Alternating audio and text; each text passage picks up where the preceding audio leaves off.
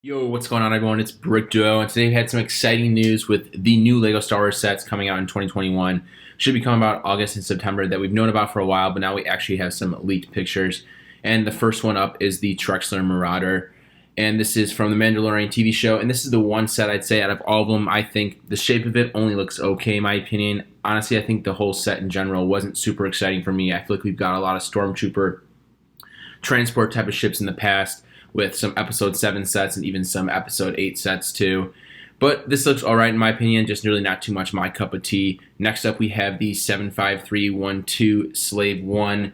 And this one I think actually looks pretty good for the size. I will say though, if you think about some of the other past Slave 1s we've gotten, granted sometimes more expensive, but even sometimes way in the past for the around $50 price range, obviously they're a lot bigger but a lot less detailed. I kind of line this one up same as the X-Wing and TIE Fighter that released this winter. I think it's a good smaller set, but with great detail too. Yeah, one thing with the Slave One too is we've had it's good it's in the Mandalorian style, I should say, because we've just gotten so many of them recently. In my opinion, has been that the UCS one from I believe 2015 or something like that. That just is the bar, and in my opinion, if you really want a Boba Fett, or sorry, if you really want a Slave One, Boba Fett, you should probably just get that one. And so the 20th anniversary one I always thought was okay. But again, it was close enough price to the other one. But I'm glad we sort of have a lower price point one with the Mandalorian styling, good minifigures, and at a great price point. So the next one we have Moff Gideon's Light Cruiser. This is the big one of the wave. $160 is the rumored price. And I think this thing looks fantastic. The only thing that really bothers me is the sort of, I believe there's like whatever the shooters are on the top there, basically the turrets, super bulky and in my opinion don't fit the scale. I mean, obviously I'm not too crazy about the whole scale situation with the minifigures and everything, but to me it just doesn't fit on top of the ship like that. I'd rather just see sort of maybe some sort of just little flick fire ones, or maybe just in general just more of like a greebling style of turrets, and not like a super playability style one. For $160 too, I think they could easily just include greebling ones and it would be fine.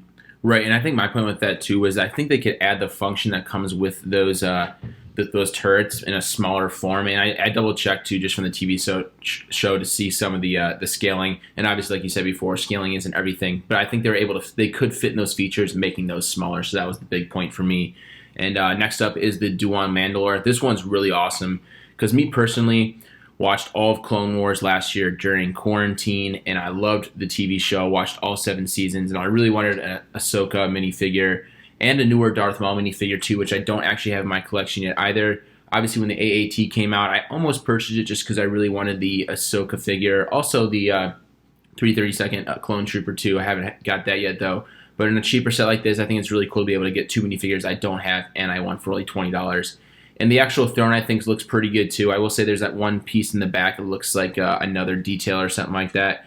Probably not necessary, in my opinion, but nice that they added it no matter what anyway. Yeah, I can't get playing at $20, and I think just the whole situation with this wave is that the minifigure selection is fantastic. I mean, in my opinion, they really knocked it out of the park, and definitely for this set for $20, that definitely falls in line with that. All right, next up we have the Mandalorian Starfighter. We knew this one was coming. And, it's a good-looking ship. There's not really a whole lot more to say about it, in my opinion, obviously from The Mandalorian, and I think they did as best they could. I like how the ship in general has blue on it, just a little bit more color, and in general, I think, it's just a great-looking ship, and I think it's going to be at a pretty decent price point as well. All right, guys, that basically wraps up all the new sets coming out. Obviously, we're going to be seeing an advent calendar, and we do see some images from this as well. But again, that's nothing too exciting. You guys usually kind of know what to expect there. But nevertheless, guys, I'm really excited with this wave. For me, I like that they're focusing a lot on the Mandalorian. And in my opinion, it really excites me because there's a lot of new spin-off shows from Star Wars that are rumored or that are coming down the pipeline. And I think I'm always surprised when I see these new waves come out that, the minifigures that we're getting and whatnot. In my opinion, it makes LEGO Star Wars super exciting right now. And yeah, I'm really happy to see this wave. What do you think? Right, yeah. So I had to ask you: is there any sets in here that you want to pick up? Obviously, we're more so the collectors UCS style pickup sets. But is there any here that you want to pick up either because it's a good set or you think it's a good price? I'm gonna pick up the $20 one. Yeah, the Duel on Mandalore, just for those minifigures, and that's where I've sort of fallen lately with the play sets in Star Wars. And I'm more interested in the minifigure selection or a set that's super iconic like the 501st. Right.